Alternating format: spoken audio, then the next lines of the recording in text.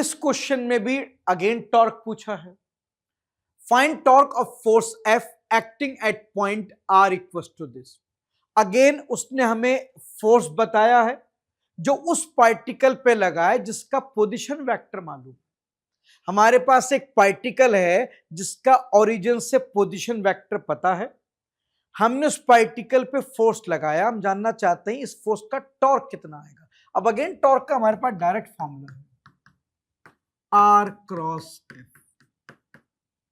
पिछले क्वेश्चन में भी यही हुआ था, मगर पिछले क्वेश्चन में बेटा फोर्स और R बहुत सिंपल थे।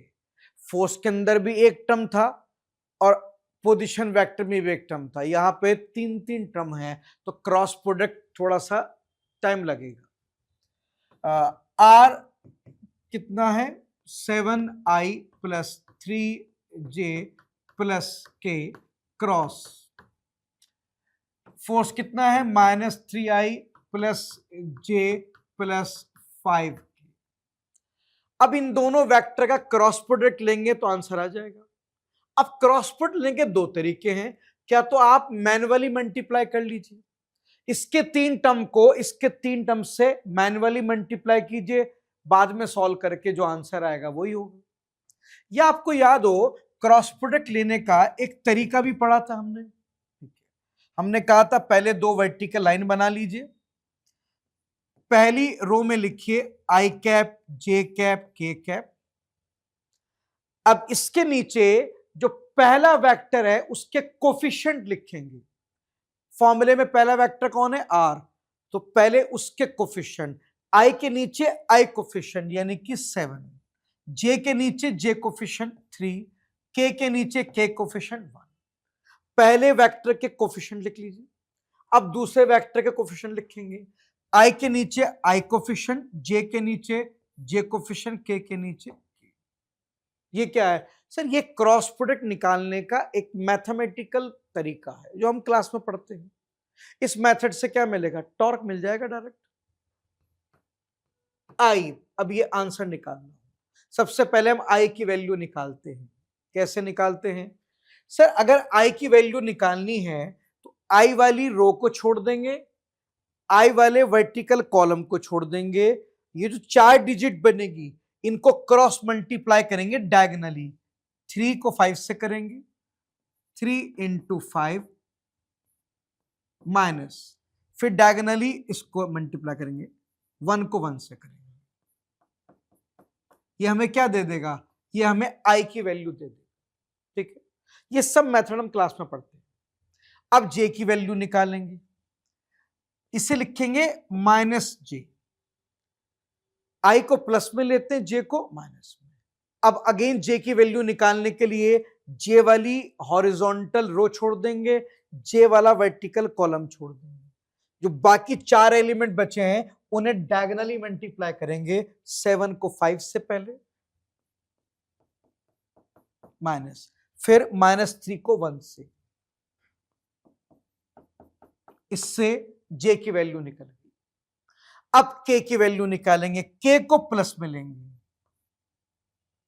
अगेन के की वैल्यू निकालनी है तो के वाली हॉरिजॉन्टल रो छोड़ देंगे, के वाला वर्टिकल कॉलम छोड़ेंगे।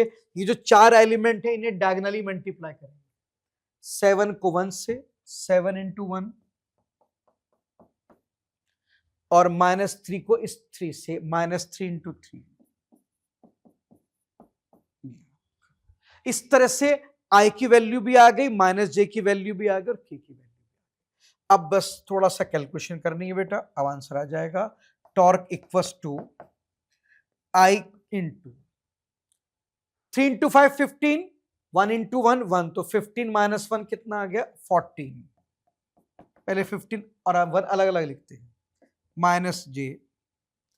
7 इंटू 5 35, -3 इंटू 1 -3, और एक माइनस ये लगा +3 हो गया, 35 प्लस 3।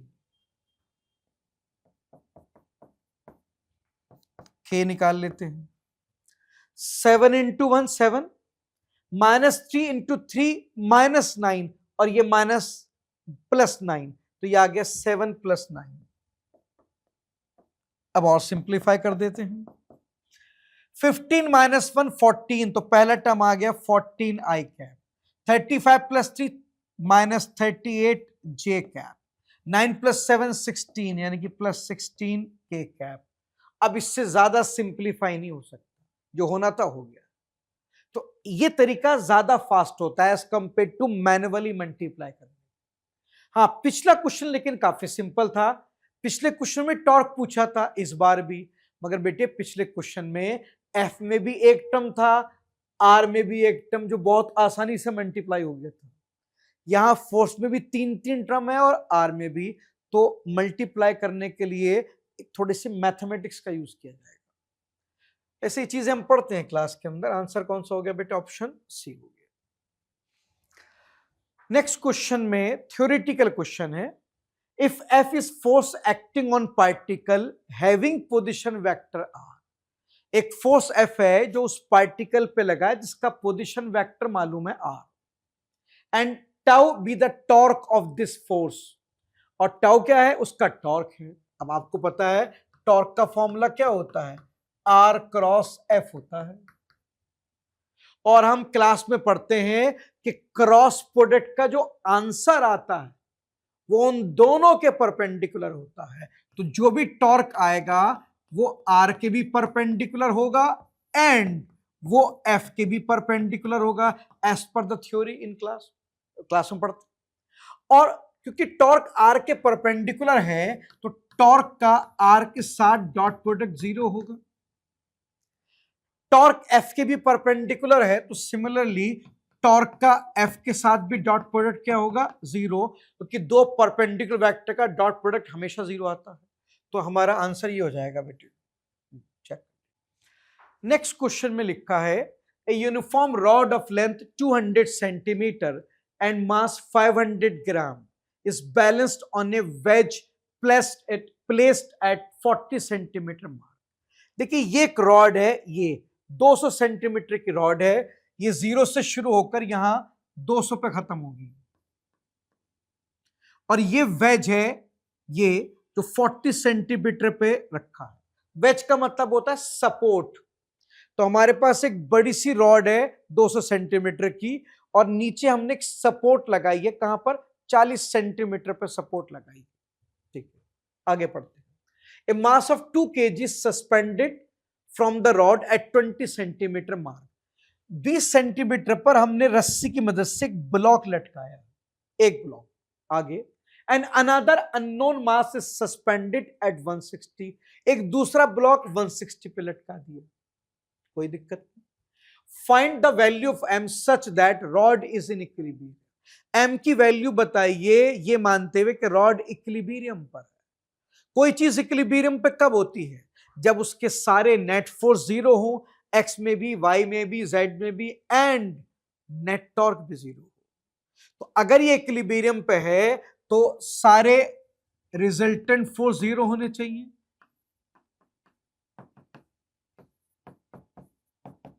और net torque about any point वो भी 0 होना चाहिए।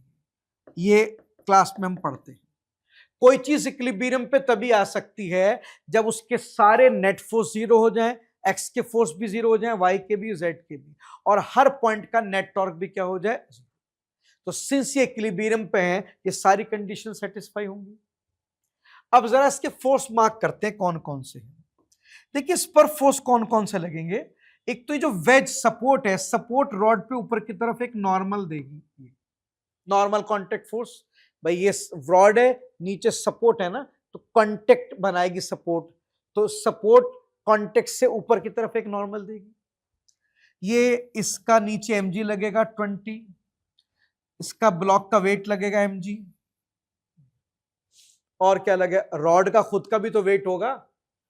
रॉड का मास दे रखा है, कितना है? 500 ग्राम, वो भी लगेगा। कहां सर? आपकी रॉड 200 सेंटीमीटर की है तो उसका जो सेंटर ऑफ मास है 100 सेंटीमीटर पे होगा, यहां कहीं, यहां पे कहीं 100 सेंटीमीटर पर सेंटर ऑफ मास होगा इसका। उस सेंटर ऑफ मास पे रॉड का टोटल mg लगेगा, कैपिटल mg, बस, और कोई एक्सटर्नल फोर्स यहां पे नहीं। अब आपको पता है कि सिस्टम इक्विलिब्रियम पे है तो आप सारे नेट फोर्स जीरो कर सकते हैं और टॉर्क भी कर सकते हैं। मैं इस वेज को पॉइंट ओ मान लेता हूं और मैं पॉइंट ओ के अबाउट नेट टॉर्क को जीरो कर रहा हूं। नेट फोर्स जीरो क्यों नहीं कर रहे हैं? आप कर लो, मैं तो आपको नहीं रोक रहा हूं। प्रॉब्लम क्या है, एक्स में तो कोई फोर्स है ही नहीं, तो एक्स में मैं काम कैसे करूंगा? वाई में फोर्स है, मगर वाई में एन भी अननोन है और एम भी अननोन है, दो अननोन बैठे हैं।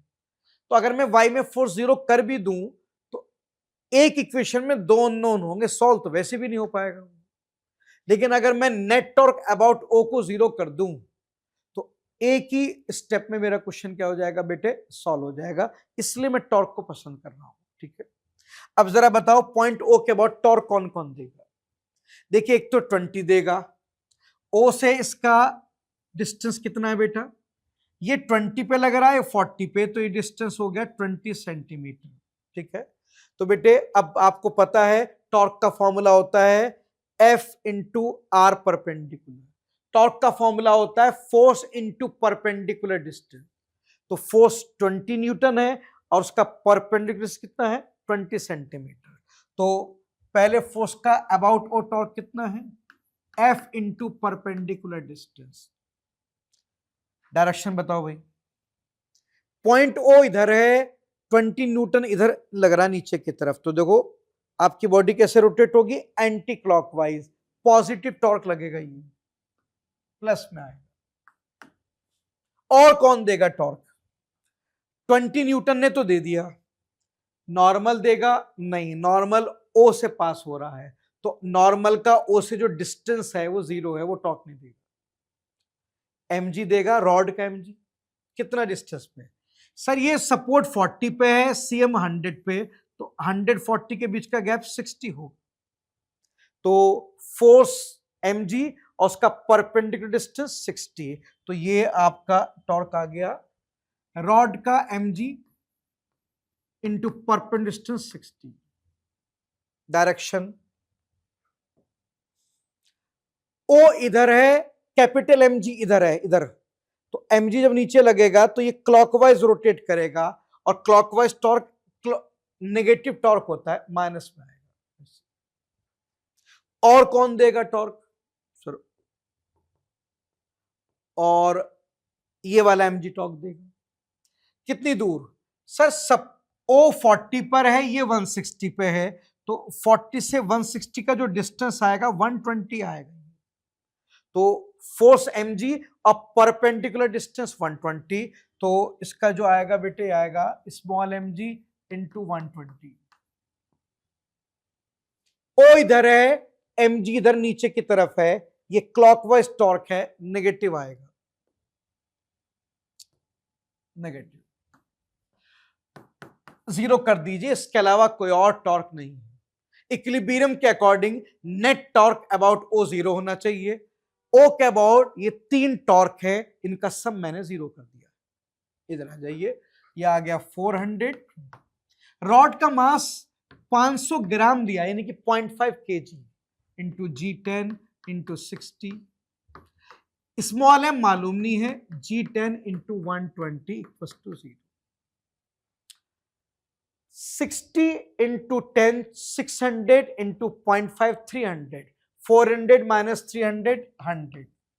इस टर्म को उधर ले जाइए, यह आ जाएगा 1200 m। तो यहां से m निकाल लीजिए, कितना आ रहा है बेटे, 1/12 kg आ रहा है। तो अननोन मास होना चाहिए 1/12 kg, अगर आप चाहते हैं सिस्टम इक्विलिब्रियम पे रहे। ठीक है, तो अब आप निकाल लीजिए आंसर कितना आएगा बेटे, 1/12 kg। Next question moment of inertia का क्वेश्चन है। A thin rod of length L and mass m is bent at its midpoint into two halves so that angle between them is 90। मेरे पास एक rod है जिसकी length L है, मास m है, मैंने इसको मोड़ दिया है दो हाफ में, यानी कि इसके दो पार्ट कर दिए, L/2 इधर और L/2 इधर, M/2 इधर और M/2 इधर। ऐसे मेरे पास एक रॉड थी, मास m लेंथ L, मैंने उसको मोड़ दिया है, आधी रॉड एक तरफ कर दी, दूसरी आधी दूसरी तरफ। कितने एंगल से मोड़ी है? 90 डिग्री से मोड़ी। Moment of inertia of bent rod about an axis passing through bending point and perpendicular to the plane. कहता है इस मुड़ी हुई रॉड का मोमेंट ऑफ इनर्शिया बताओ किस एक्सिस के अबाउट?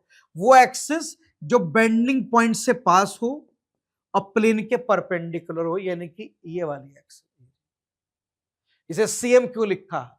सर आपने कहा था रॉड को दो हाफ में मोड़ा गया है, तो बेटे दो हाफ में मोड़ने के लिए आपको उसे सीएम के अबाउट मोड़ना पड़ेगा।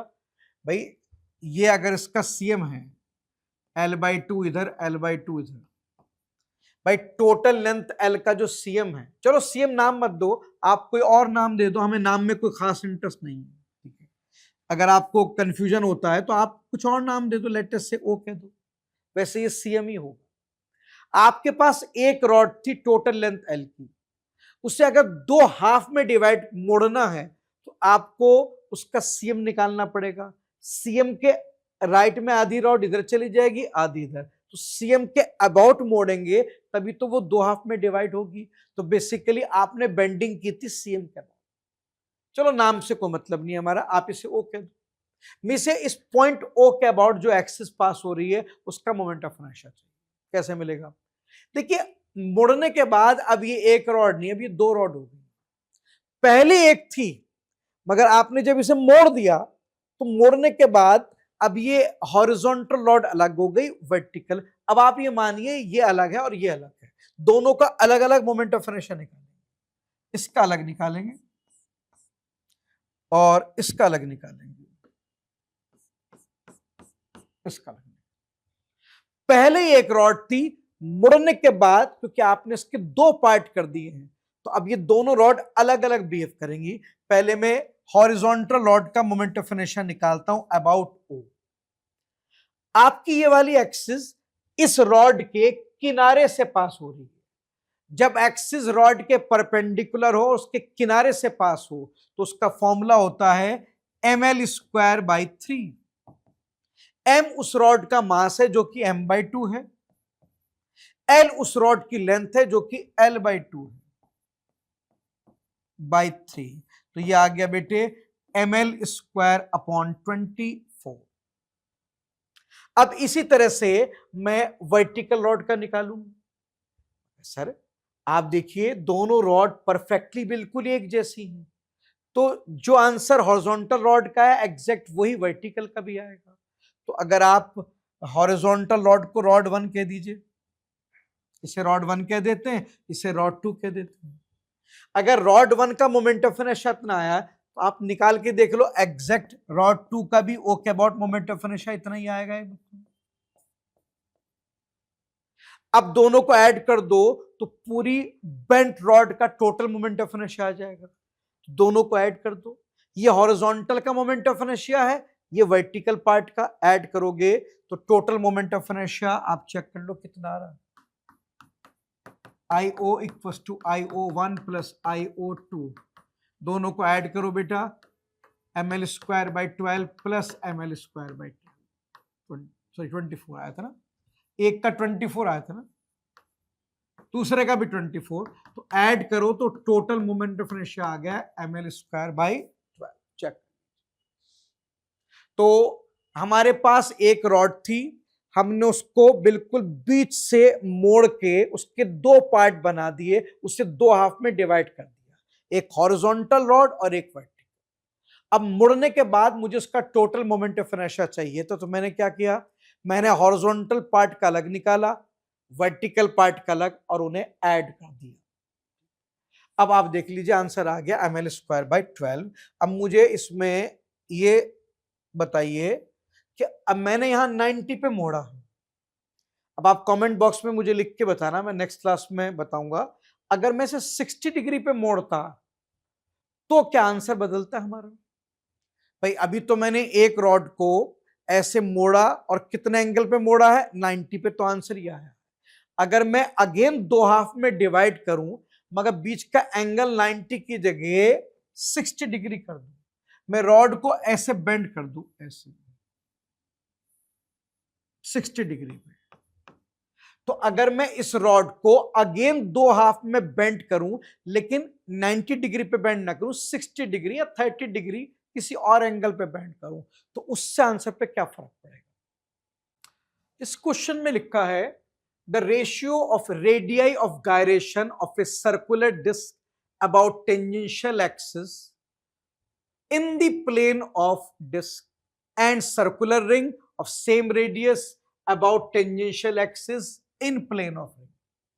देखिए हमारे पास एक तो सर्कुलर डिस्क है, लेट अस से मास m, लेट अस से रेडियस r. हमें इसका रेडियस ऑफ गायरेशन चाहिए उस एक्सिस के अबाउट जो उसके टेंजेंट हो और प्लेन में हो, इन प्लेन.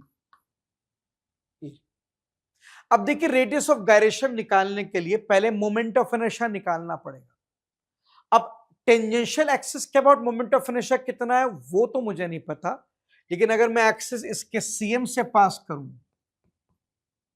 तो जब एक्सिस सीएम से पास हो और इन प्लेन हो तो उसका डायरेक्ट फॉर्मूला होता है डिस्क के केस में mr²/4. अगर डिस्क में मैं मोमेंट ऑफ इनर्शिया निकालूं उस एक्सिस के अबाउट जो सीएम से पास हो और उसके प्लेन में, इसका फॉर्मूला मुझे पता है. अब यहां से यहां तक पैरेलल एक्सिस थ्योरम लगाऊंगा तो आई को लिखा जाएगा ICM plus MD². I equals to ICM कितना है डिस्क में, mr²/4. D क्या होता है, इन दोनों एक्सिस के बीच का डिस्टेंस जो कि r है. तो यहां से देखो तो I कितना आ गया बेटे, I आ गया 5/4 mr².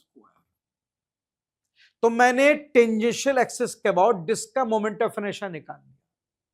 और हर बॉडी के मोमेंट ऑफ इनर्शिया को हम क्या लिख सकते हैं, mk². इस mk² में जो k होता है वही होता है रेडियस ऑफ गायरेशन. तो अगर मोमेंट ऑफ इनर्शिया को मैं mk² के बराबर कर दूं तो यहां से m कैंसल होगा. और बताओ रेडियस ऑफ गायरेशन कितना आ गया बेटे, √5r/2. तो डिस्क का टेंजेंशियल एक्सिस के about radius of gyration √5r/2 आ गया. यह भी डिस्क का आया है, मुझे दो का निकालना है, डिस्क का और सर्कुलर रिंग का. हाँ, उसी तरह से इसको भी निकालेंगे. अब ये काम मैं रिपीट करूंगा सर्कुलर रिंग पे. अब मेरे पास एक सर्कुलर रिंग है जिसका मास पता नहीं, लेट अस से m', रेडियस सेम है. क्वेश्चन में लिखा है रिंग का वही रेडियस है जो डिस्क का था. अगेन मुझे क्या चाहिए, रेडियस ऑफ गायरेशन चाहिए टेंजेंशियल एक्सिस के अबाउट. अब देखिए रेडियस ऑफ गायरेशन निकालने के लिए पहले मोमेंट ऑफ इनर्शिया निकालना पड़ेगा, और about tangent moment of inertia का डायरेक्ट फॉर्मूला नहीं होता.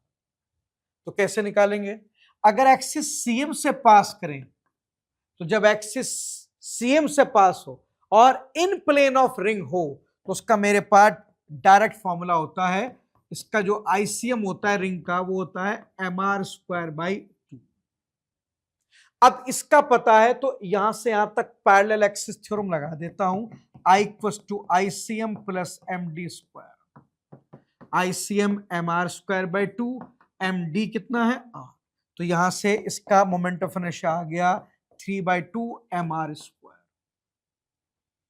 अब मोमेंट ऑफ इनर्शिया आ गया है तो हम मोमेंट ऑफ इनर्शिया को लिख सकते हैं mk². जब मोमेंट ऑफ इनर्शिया को हम mk² लिखते हैं तो इसमें जो k होता है वो उसका रेडियस ऑफ गायरेशन होता है. अब इसमें मैं चाहूंगा कि आप इसे k' लिख दें, क्योंकि आपने पहले वाले को k कहा था तो इसको k' कह दो. अब सॉल्व करके यहां से k' निकालो तो बेटे इसका जो रेडियस ऑफ गायरेशन आएगा वो आएगा √3/2r. इतना चेक कर. अब दोनों का रेडियस ऑफ गायरेशन आ गया है, मुझे क्या चाहिए, मुझे उनका रेशियो चाहिए. तो बेटे दोनों क्या करूंगा मैं, हम डिवाइड करूंगा इसको. ठीक है, तो मुझे k को k' से डिवाइड करना है. k कितना आया था, √5/2, और ये आया है √3/√2. अब आप इन्हें डिवाइड करके देखेंगे तो ये आ जाएगा बेटे आपका 5/6. चेक कर लीजिए, डिवाइड आप खुद कर सकते हैं. तो ये √5/6 आ जाएगा. तो बेटे आंसर कौन सा हो जाएगा, ये